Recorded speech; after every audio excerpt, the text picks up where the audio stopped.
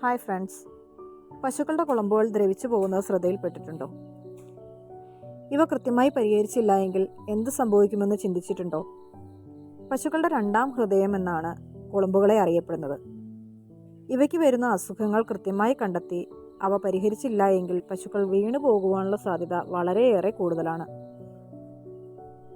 പാലുൽപാദനം കുറയുക, വേഗം കിടക്കുക, തീറ്റയെടുക്കാൻ മടി കാണിക്കുക, കൈയും കാലും ഇട്ട് കുടയുക തുടങ്ങിയവയാണ് കുളമ്പുകളുടെ ആരോഗ്യം നശിച്ചാൽ ലക്ഷണങ്ങൾ പ്രധാനമായും പശുക്കൾ കാണിക്കുന്നത്.